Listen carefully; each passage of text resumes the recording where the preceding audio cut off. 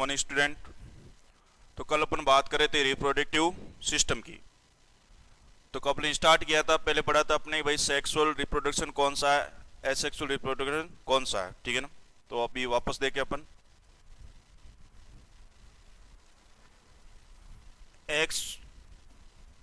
Asexual में अपने पढ़ा था कि नो गैमेट्स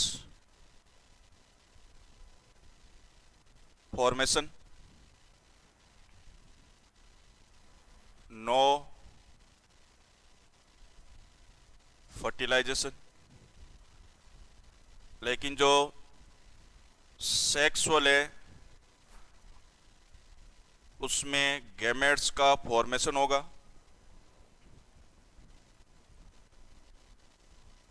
और क्या होगा, फर्टिलाइजेशन। गैमेट्स का फॉर्मेशन गैमेटोजेनेसिस हो गया। 2 प्रकार के गैमेट्स बनते हैं, मेल में स्पर्म, फीमेल में ओवम। तो यहां पर हो गया ये स्पर्मेटोजेनेसिस और यहां पर ये हो गया oogenesis।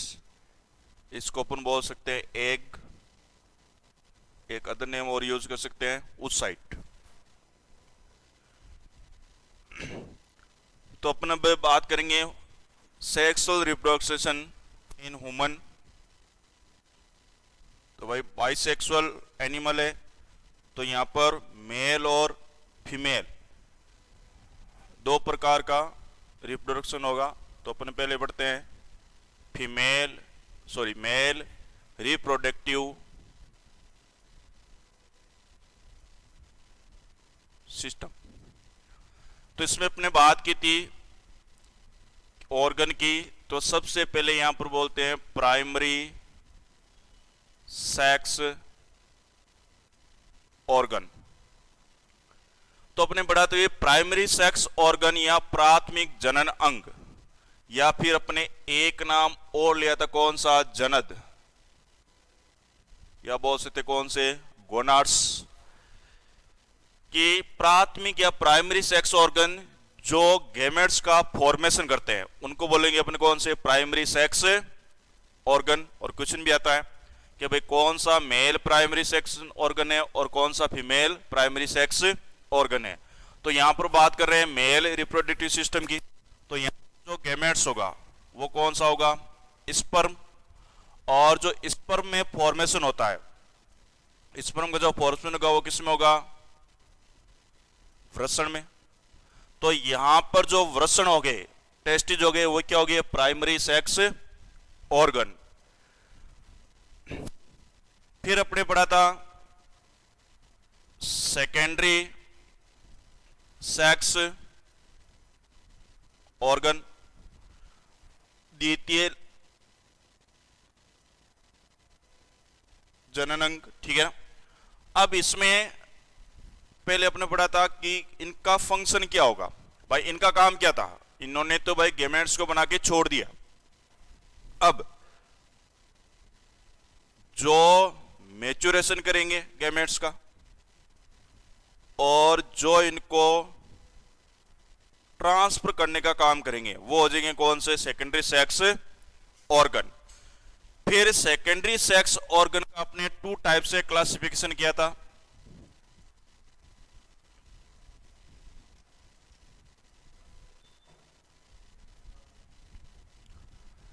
एक तो अपने पढ़ा था एसेसरी ग्लैंड और एक अपने लिया था कौन सा, ट्यूब सिस्टम। तो एसेसरी ग्लैंड में अपने पढ़ा था वहां पर ए तो गया seminal vesicles,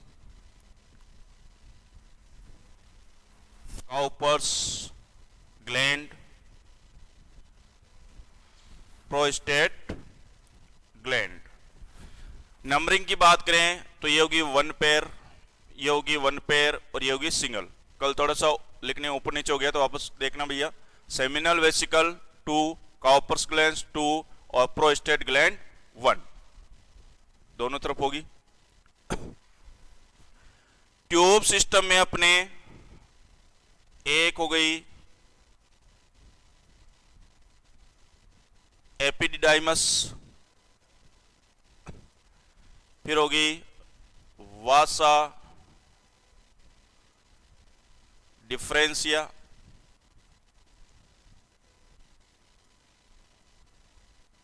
ejaculatory duct, urethra, penis. तो ये किस में आ जाएंगे? ट्यूब सिस्टम में। एपिडिडाइमस, इजिकुलेटरी डक्ट्स, यूरिथ्रा और पेनिस।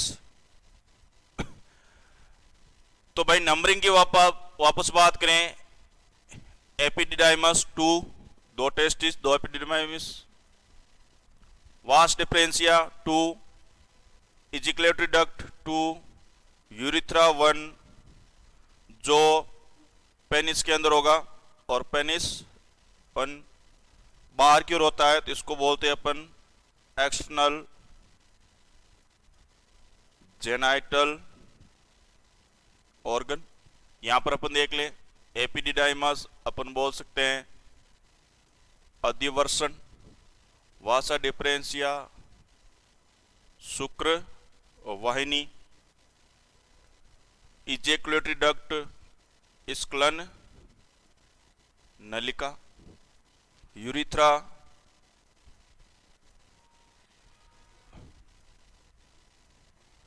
मूत्रमार्ग, पेनिस सीसन, और ये हो जाएगा कौन सा? बाह्य जनन अंग। तो ये थे अपने सेकेंडरी सेक्स ऑर्गन, जिसमें एक हो गया एसेसरी ग्लैंड और एक हो गया ट्यूब सिस्टम। अब अपन बात करते हैं टेस्टिज वृषण की।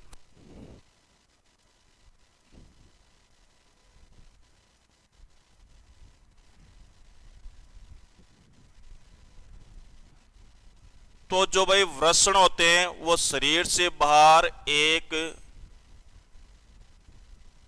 थैलेनुमा संरचना में स्थित होते हैं,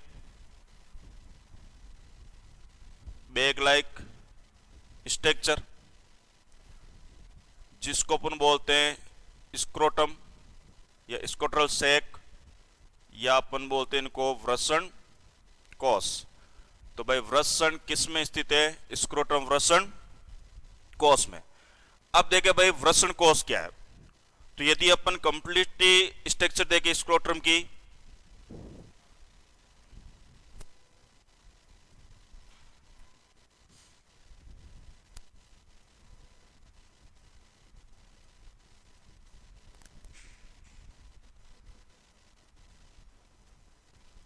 यह हो गया स्क्रोटम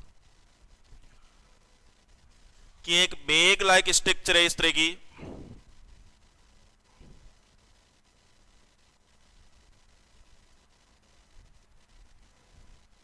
इस तरह की हो गई, जिसमें 3 लेयर्स है।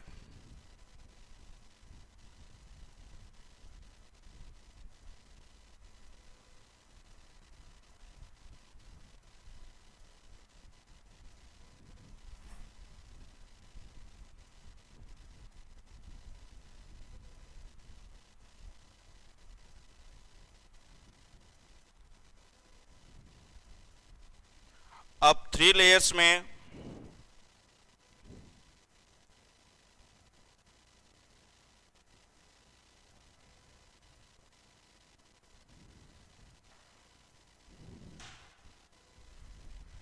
जो सबसे बाहर की तरफ है वो लेयर है स्किन की, ये मसल्स होती है डॉटोस मसल्स, और ये होती है स्पर्मेटिक फेसिया। तो 3 लेयर्स हो गई अपने स्किन, डॉटोस मसल्स और स्पर्मेटिंग फेसिया। अब भाई जो वृषण कोष में वृषण होते हैं तो वे वृषण होते हैं वन पेयर, एक जोड़ी। तो इसके लिए वृषण के अंदर एक विभाजन हो जाता है यूं। कल पढ़ा था आपने इतना।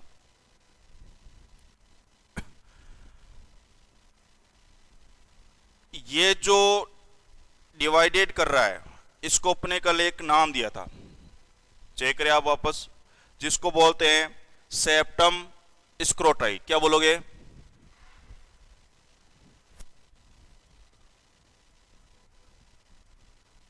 सेप्टम स्क्रोटाई।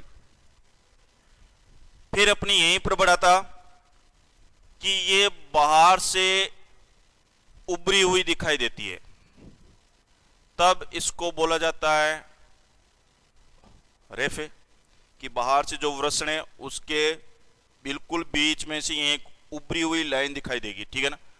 तो जो अंदर से डिवाइडेड कर रही है तब इसको बोला सेप्टम स्क्रोटाई, और बाहर से जब ये उभरी हुई दिखाई देगी तब इसको नाम दिया कौन सा? रेफे। अब यहां पर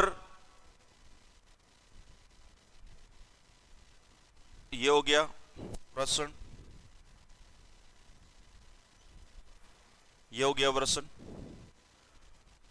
वृषण अटैच होते हैं वृषण कोष से, और इसको अपने नाम दिया था एक गुबर्नेकुलम,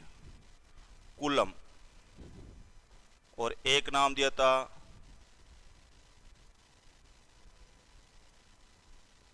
मीजोकीरियम।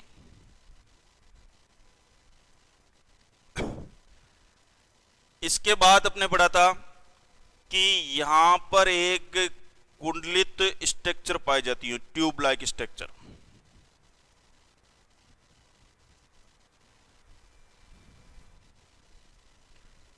इसको बोलते हैं अपन एपिडिडाइमिस,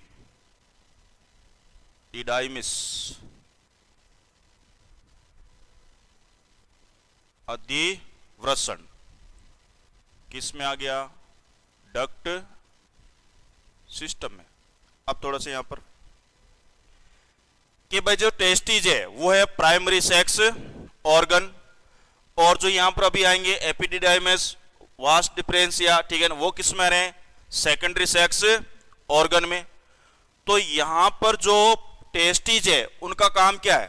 जो प्राइमरी सेक्स ऑर्गन है, फॉर्मेशन ऑफ गैमेट, यानी कि यहां पर तो फॉर्मेशन होगा किसका? स्पर्म का।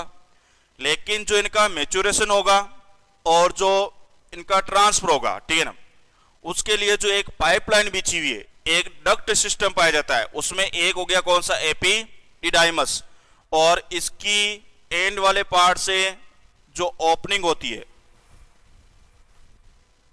उसको अपने बोल दिया वासा डिफरेंशिया। फिर भाई जैसे भी इसमें स्पर्म का फॉर्मेशन हो गया, इनको न्यूट्रिएंट पोषक तत्वों की भी आवश्यकता होगी, तो उसके लिए यहां पर एक आएगी आर्टरी।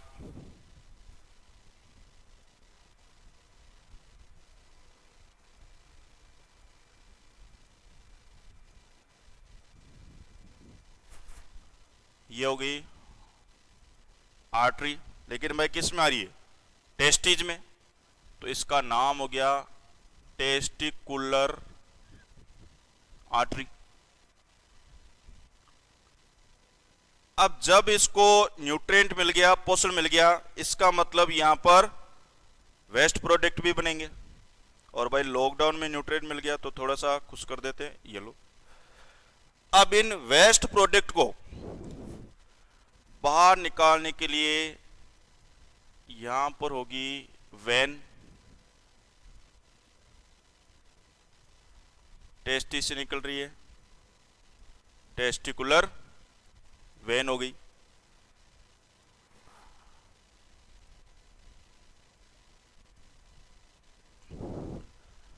अब सेंस के लिए यहां पर संवेदी अंगों के लिए, जिसमें अपने ठंड का गर्म का एहसास होने के लिए यहां पर होगी एक नर्व,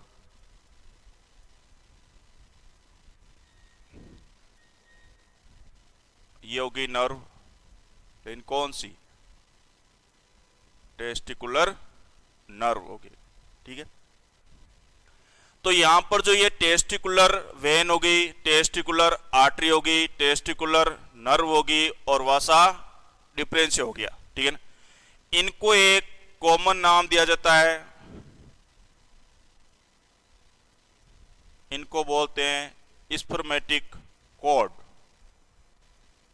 या बोला जाता है वृषणीय रज्जु।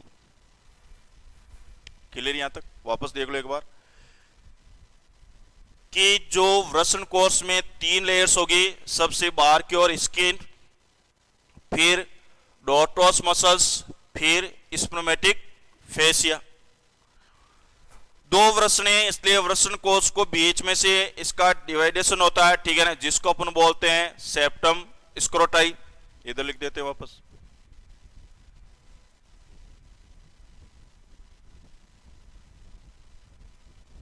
सेप्टम स्क्रोटाई। यही जब बाहर से उभरी हुई नजर आती है तो इसको अपने एक नाम दे दिया, कौन सा? रेफे दे दिया। फिर जो वृषण होते हैं वो वृषण कोश से अटैच रहते हैं, उसको बोलते हैं मिजोकीरियम या बोलते हैं गुबरने कुलम। फिर इस वृषण के पास में कुंडलित ट्यूब पाई जाती है जिसको बोलते हैं एपिडिडाइमस। आगे आएगा अपने, एपिडिडाइमस के 3 पार्ट होंगे। ठीक है ना, कैपट एपिडिडाइमिस, कॉर्पस एपिडिडाइमिस और कोडा एपिडिडाइमिस।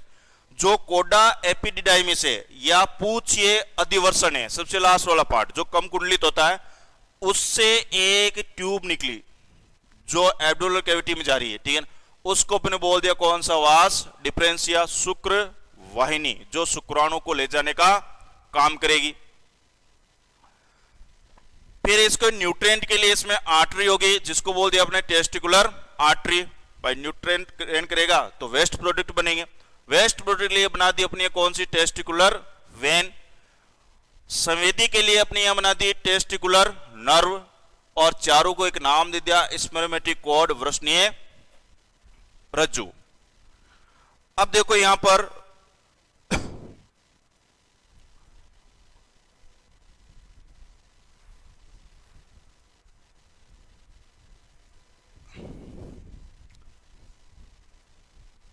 कि अपन यूं पढ़ते हैं कि 7वें माह में जो वृषण होते हैं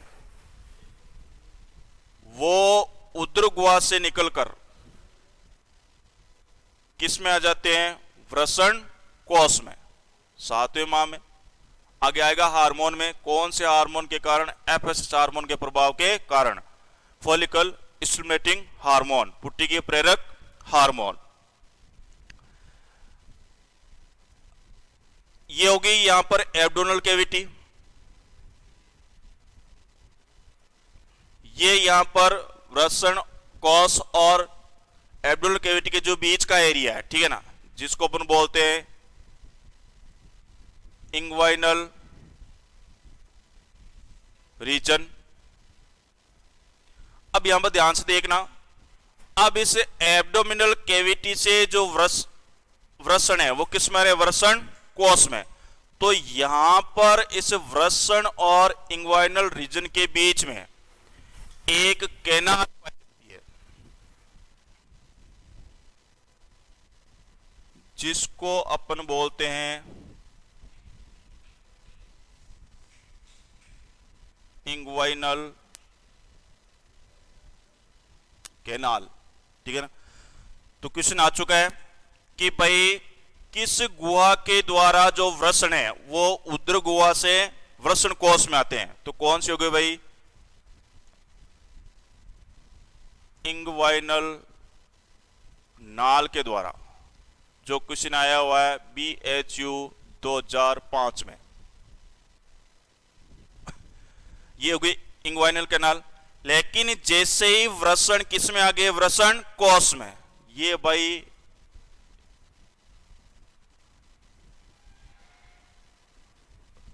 इंग्वाइनल कैनाल क्या हो गई, क्लोज हो गई। लेकिन कभी कभी अगर यदि इंग्वाइनल कैनाल खुली रह जाए, ठीक है ना, तो एब्डोमिनल कैविटी का कोई भी ऑर्गन किस में आ जाता है, वृषण कोष में। ठीक है, तो एक डिजीज पढ़ा होगा आपने जिसको बोलते हैं इंग्वाइनल हर्निया। क्या बोलोगे, इंग्वाइनल हर्निया। तो किसके कारण होगा, इंग्वाइनल कैनाल के खुला रह जाने के कारण।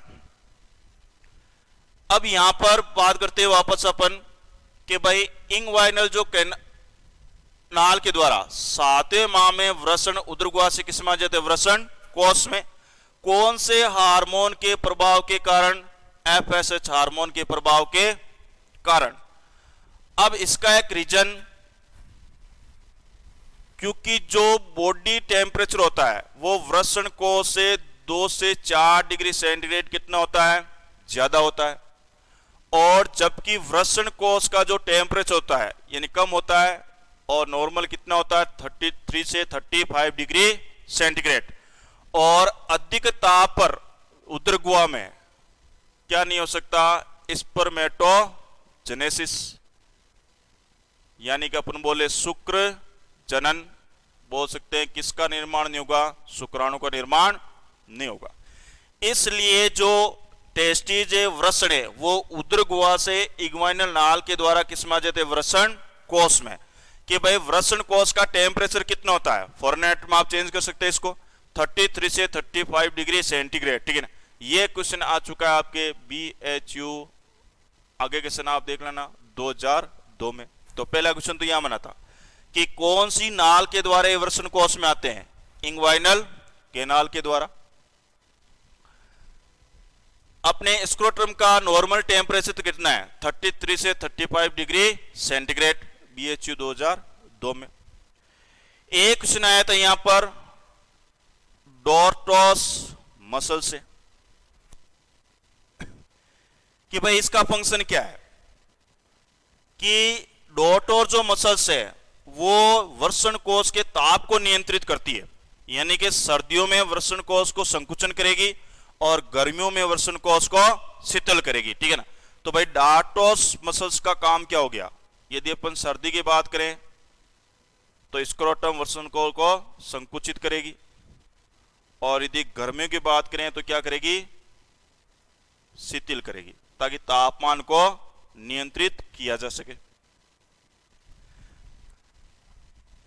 अब यदि अपन यहां पर एक अलग कंडीशन लें कि मान लो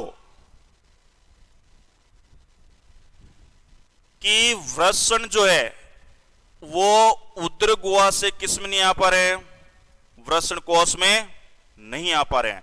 ठीक है ना, तो इसके लिए एक टर्मोलॉजी का यूज किया जाता है।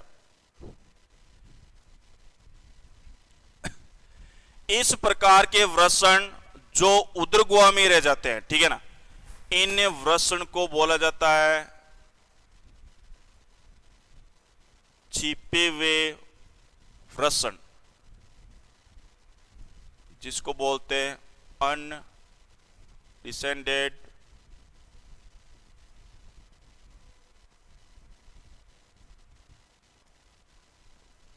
टेस्टिज।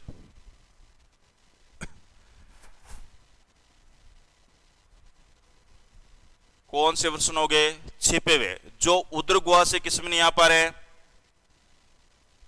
वृषण कोष में, यानी किस में रह गए, उदरगुहा में रह गए, जिनको बोल दिया कौन सा, छिपे हुए वृषण या अनडिसेंडेड वृषण बोल दिया। अब यदि इनको एक नाम और दिया जाता है क्रिप्टोक्रिडिज्म, एक हो गया छिपे हुए वृषण, एक हो गया अनडिसेंडेड टेस्टिज, और एक अपने बोल दिया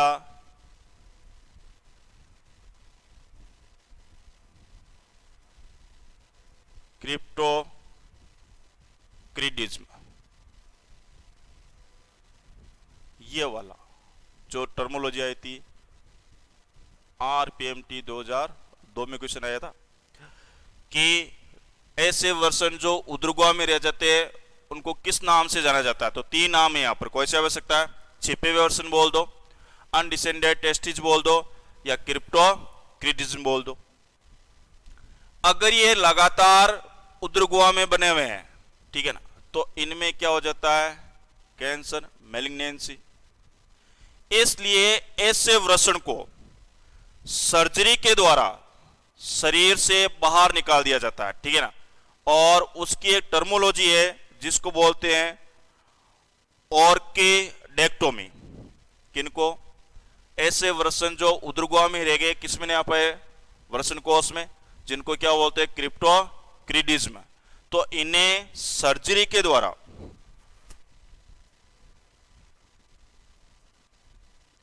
यानी शल्य चिकित्सा के द्वारा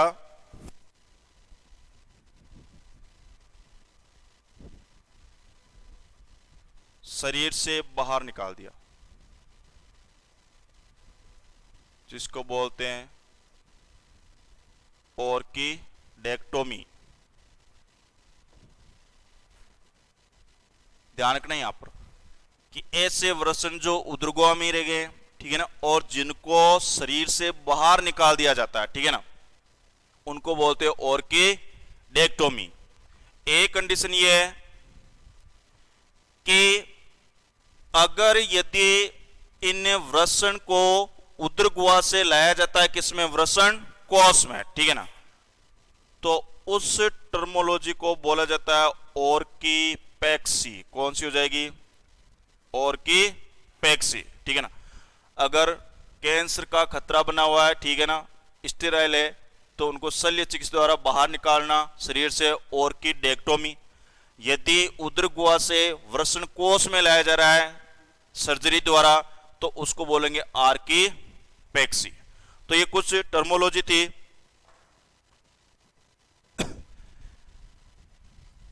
कि यदि उदर गुहा से वृषण कोष में नहीं आ पा रहे हैं, तो छिपे हुए वृषण, अनडिसेंडेड टेस्टिज, क्रिप्टोक्रीडिज्म, ठीक है ना, इनको शरीर से बाहर निकालना, ऑर्किडेक्टोमी। उदर गुहा से वृषण कोष में लाना, उसको बोलते कौन सी, ऑर्किपेक्सी। अब आगे देखें इसमें,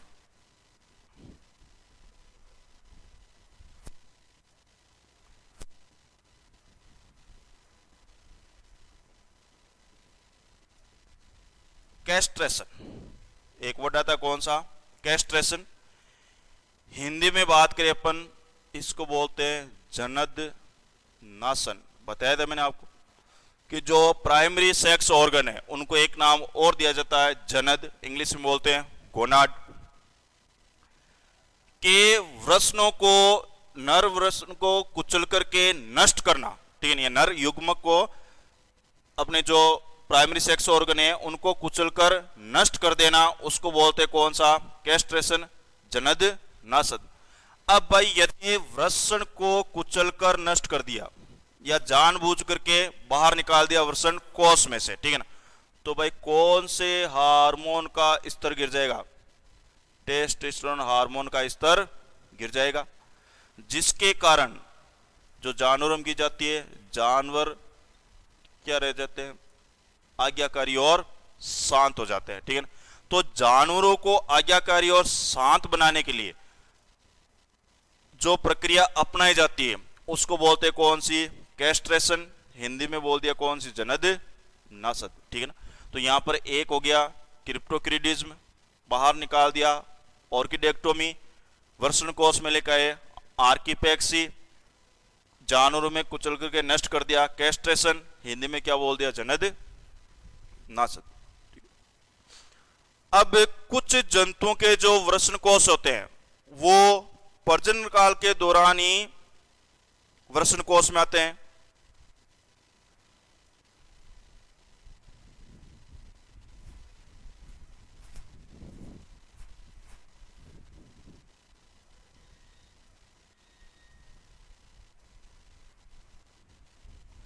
तो अपने यहां पर सिर्फ एग्जाम्पल याद करना है।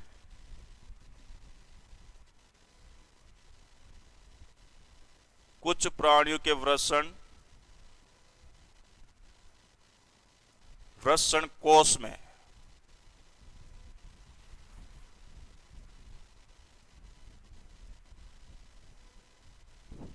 प्रजनन काल में ही आते हैं।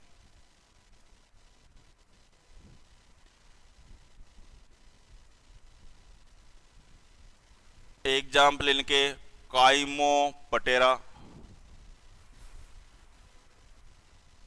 और रोडेंसिया। कौन से हो गए? काइमोपटेरा और रोडेंसिया। तो एक अलग से हो गया कि जिनके वर्षण केवल प्रजनन काल में वर्षण कोष में आएंगे, तो जो मेनली एग्जाम्पल है काइमोपटेरा के और रोडेंसिया के, ठीक है। अब कुछ जंतु के वर्षण स्थायी रूप से उदर गुहा में रह जाते हैं, यानी वर्षण कोष में नहीं आते। तो कुछ प्राणियों में जो वृषण है ये स्थायी रूप से ही किसमें स्थित होते हैं? उदर गुहा में। तो ऐसे प्राणियों के लिए जो वृषण कोष होंगे स्क्रोटम होंगे, वो किसकी तरह कार्य करेगा? इवोल्यूशन पढ़ते अपन अवशेषी अंग की तरह, यानी कि वेस्टिजियल ऑर्गन कि जो प्रेजेंट तो है लेकिन उसका कोई काम नहीं है।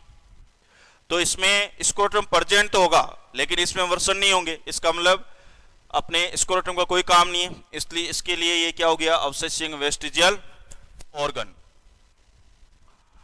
इसमें अपन एग्जाम्पल की बात करें तो मेनली जो पूछा जाता है वो पूछा जाता है प्रोटोथीरियंस।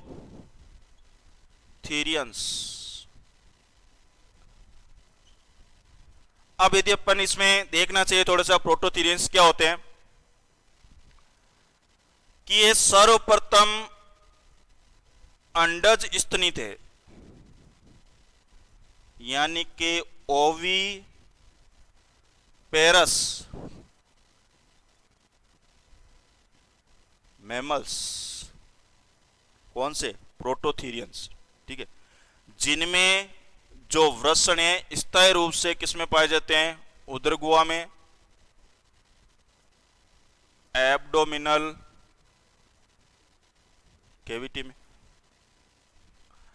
अब जो प्रोटोथीरियंस है इस पर काफी क्वेश्चन आ चुके हैं, आपके बीएचयू में भी आ चुके हैं, ठीक है ना। ये तो अपने बात हो गई किससे रिलेटेड? स्क्रोटम से और टेस्ट से रिलेटेड। बाकी जो प्रोटोथीरियंस थे, ठीक है ना, जो एक तो क्या थे? अंडज स्तनी। तो एक क्वेश्चन तो यही हो गया, ओविपेरस मैमल्स। दूसरा कि इनमें जो ईयर पिना थे, यानी कि कर्ण पल्लव, ये क्या थे? अनुपस्थित है। यह भी आया हुआ है क्वेश्चन, ठीक है। तीसरा क्वेश्चन इसमें इनके स्तनों पर चूचक यानी कि निपल्स, ये भी क्या थे? अब्सेंट थे। ये आ चुका है किसमें? BHU में आ चुका है।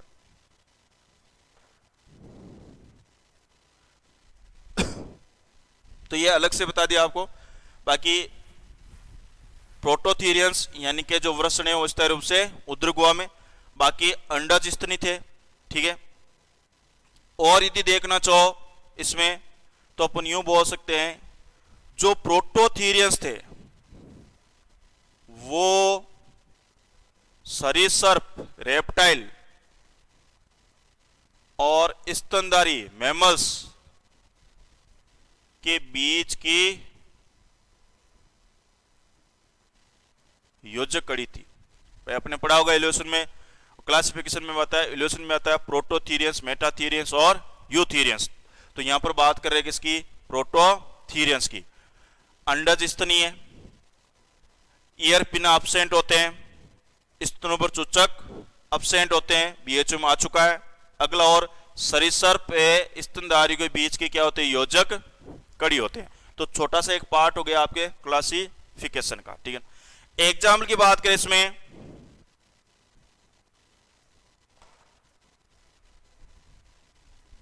तो इसका प्रोटोथीरियंस का जो एग्जाम्पल हो गया वो हो गया एक्केडीना। कौन सा हो गया? एक्केडीना। एक और लिख सकते हो ऑर्निथोरिक्स, तो ये भी किस में आता है? प्रोटोथीरियस में। ठीक है, तो ये तो बात हुई किसकी? प्रोटोथीरियंस की। ठीक है ना। उसके बाद में प्रोबोसिडा के जंतु, जिनमें भी वर्ग प्रोबोसिडा के जंतु जिनमें भी जो वृषण होते हैं वो स्थायी रूप से उदर गुहा में पाए जाते हैं।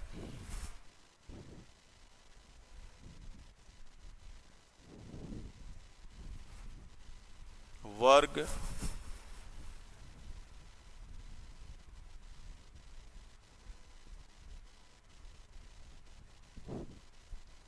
प्रोबोसिडा के जंतु। अगर अपनी इसकी विशेषताओं की बात करें वर्ग प्रोबोसिडा के जंतुओं की, तो एक तो ये यूथीरियन होते हैं, यूथीरियन मैमल्स, पहली कंडीशन सुने आप आराम से। दूसरी, इनमें ट्रंक होती है, सूंड। तीसरी, इनके जो अपर इंसाइजर होते हैं वो बाहर की तरफ निकले होते हैं, जिनको टस्क टीथ बोलते हैं। ठीक है, अब आप पता लगा सकते हो ये किस प्रकार के जंतु है, कि एक तो बोल दिया कौन सा? यूथीरियंस, स्तनी। दूसरा ट्रंक हो गई, अपर इंसाइजर, टस्क, टीथ हो गया। ठीक है, तो कौन से हो गए भाई? एलिफेंट, हाथी। इसकी दो ही जीवित प्रजातियां हैं, एक तो अफ्रीकन हाथी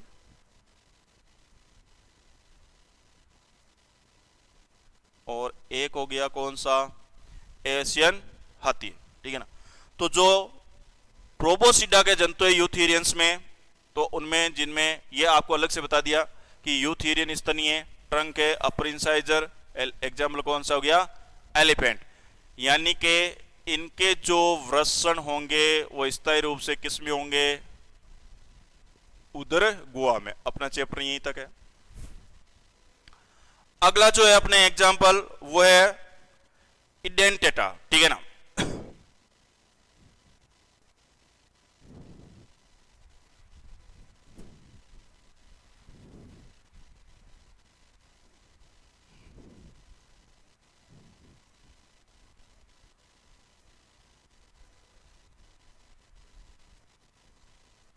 वर्ग इडेंटेटा, विदाउट टीथ। ठीक है, इसमें एग्जाम्पल स्लॉथ, पेगोलिन, आर्मेडिलो, जिनमें वृषण उदर गुहा में स्थित रहेंगे। ठीक है ना। तो अगला हो गया वर्ग इडेंटेटा, जिसमें विदाउट टीथ। आपके कैरेक्टर बता दे क्लासिफिकेशन लिए, बाकी एग्जाम्पल याद रखने हैं। स्लोथ हो गया, पेगोलिन हो गया और आर्मेडिलो हो गया। उसके बाद आता है ऑर्डर साइनेरिया।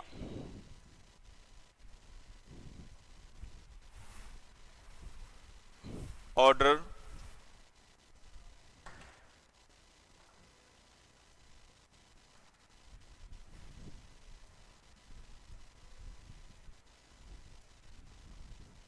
साइनेरिया। वापस देख ले अलग से, इनको एक नाम दिया जाता है कौन सा? सीकाउ। सीकाउ बोला जाता है इनको। दूसरी चीज, ये फुल्ली एक्वेटिक होते हैं और हर्बीवरस होते हैं। कौन से? साइनेरिया में अपने सीकाउ बोला जाएगा, फुली एक्वाटिक यानी कि जलीय, और कैसे हो जाएंगे? हर्बीवरस। तो जो ऑर्डर साइनेरिया के जंतु है, ठीक है, इनके भी जो वृषण है वो किस में स्थित रहेंगे? उदर गुहा में रहेंगे। ठीक है। अगला जो अपने ऑर्डर सिटेसिया,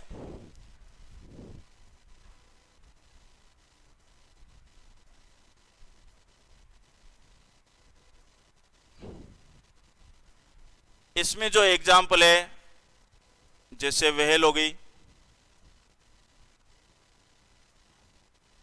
डॉल्फिन हो गई, ये किस में आ जाएंगे? सिटेसिया में।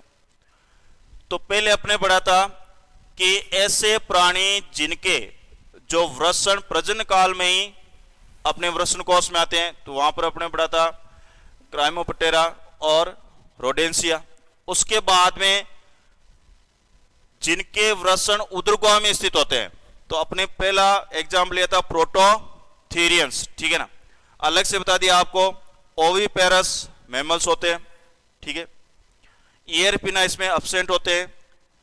ब्रेस्ट स्तन पर चुच्चक निपल का अभाव होता है, जो क्वेश्चन आ चुका किसमें? बीएचयू में। और अलग से कि सरीसृप और स्तनियों के बीच की योजक कड़ी थे कौन से? प्रोटोथीरियंस, बाद में मेटाथीरियंस, यूथीरियंस। एग्जाम्पल बता दिया आपको एकेडिना और ऑर्निथोरिक्स बता दिया, ठीक। प्रोबोसिडा के जंतु जिनको यूथेरियंस स्तनी ट्रंक है, अपर इंसाइजर है, टस्क, टीथ, एलिफेंट, दो प्रजातियां हैं, अफ्रीकन और एशियन। इडेंटेटा विदाउट टीथ, स्लॉथ, पेगोलिन और आर्मेडिलो। साइनेरिया सी कव बोलते हैं जिनको, फुली एक्वाटिक, पूर्णतया जलीय, हर्बीवोरस।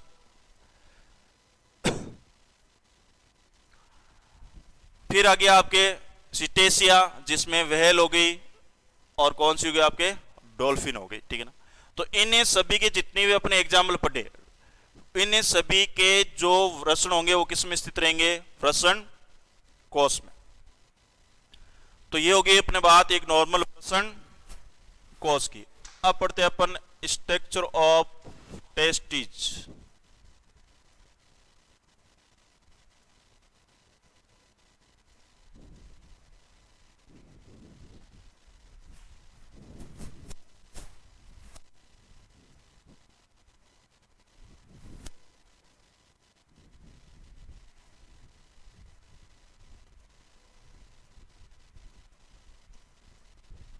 पहले इसका लेते हैं अपन एलएस डायग्राम। तो अभी तक अपने पढ़ लिया कि जो वृषण है प्राइमरी सेक्स ऑर्गन, जिसमें गैमेट का फॉर्मेशन होगा, और जो किस में होंगे? वृषण कोश में, यानी कि स्क्रोटम में। अब यदि अपन एलएस डायग्राम देखे किसका? टेस्टिज का। तो जो लेयर की बात करें, जिस तरह अपन स्क्रोटम में की थी, तो एक लेयर ये हो गई,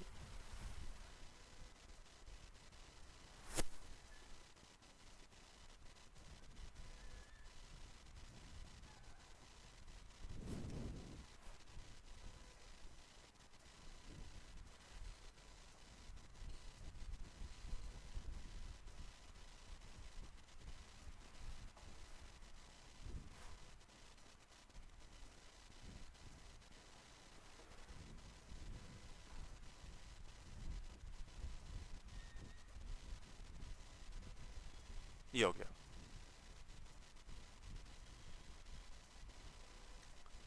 इसमें 3 लेयर होती है।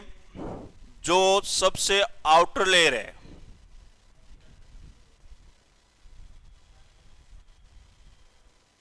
बस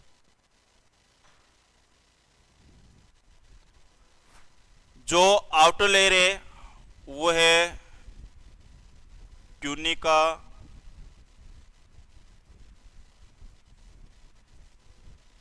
वेजाइनलिस।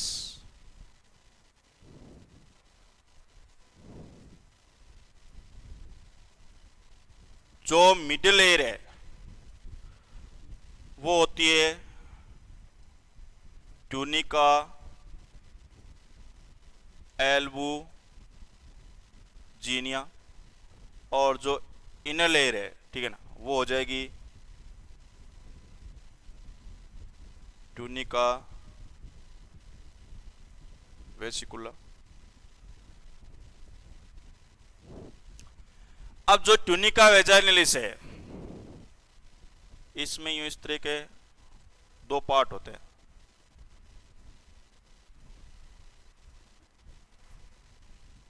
ये वाली, यानी कि एक होता है इसमें पैराइटल, एक होता है कौन सा, विसरल, और दोनों के बीच में कैविटी पाई जाती है।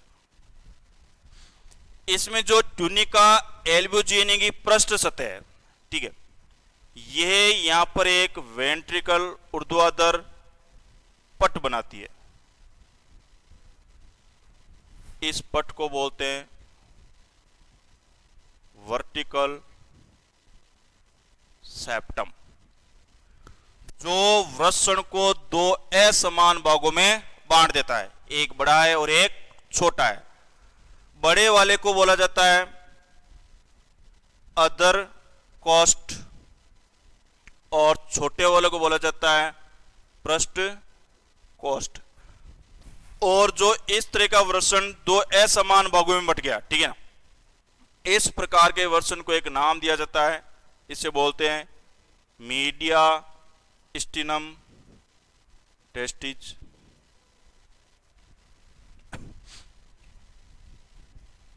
फिर यहीं पर इस तरह के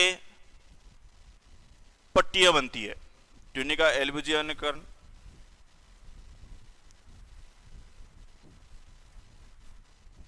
जिनको एक नाम दिया जाता है वृषण पट्टियां। ये वृषण पट्टियां, इसमें यहां छोटे छोटे वृषण कोष्ठ का निर्माण कर लेती है।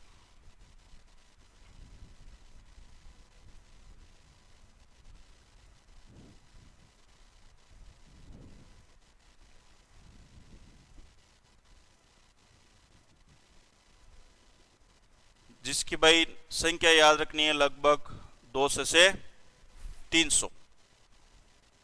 प्रत्येक वृषण कोष्ठ में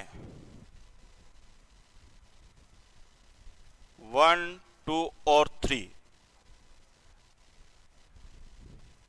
3 नलिकाएं होती है, 2 से 3, ये भी याद रखनी है। इनको बोलते हैं शुक्र जन नलिका या सेमिनी फेरस ट्यूबुल्स। इन शुक्र जन नलिकाएं जो वृषण, प्रत्येक वृषण कितने, 2 से 3। यहां पर एक क्वेश्चन आता है कि वृषण की जो क्रियात्मक और संरचनात्मक इकाई होती है वो कौन सी होती है, शुक्रजन नलिका। आगे कारण पढ़ेंगे अपन, अब इतने याद रखना है कि जो वृषण की क्रियात्मक और संरचनात्मक इकाई है वो कौन सी हो जाएगी, शुक्रजन नलिका। जैसे अपने एक्सक्रीटरी सिस्टम में पढ़ा था कि वृक्क की जो संरचनात्मक क्रियात्मक इकाई होती है वो कौन सी होगी, नेफ्रॉन होगी। उसी तरह यहां पर जो वृषण की होगी वो कौन सी होगी, शुक्रजन नलिका। एक नाम और है कौन सा, सेमिनिफेरस ट्यूबुल्स। एक नाम इसको और दिया जाता है, इसको बोलते हैं रेता नलिका। कौन सी बोलोगे, रेता नलिका। ये जो रेता नलिका है ये आपस में कनेक्ट होकर के यहां इसके पृष्ठ सतह पर ओपनिंग होती है। ये जो पृष्ठ सतह पर इनकी ओपनिंग हो रही है ये चली जाती है किसमें, पृष्ठ कोश में, और यहां पर एक जाल बनाती है जिसको बोलते हैं वृषण जाल। क्या बोलोगे, वृषण जाल, टेस्टिस रेटे। वृषण जाल आपस में मिलाकर के यहां पर इनकी पृष्ठ सतह में ओपनिंग होती है नलिकाओं की, और बाहर एक ये यूं कुंडलित कॉमन ट्यूब में खुलते हैं यूं बाहर की ओर,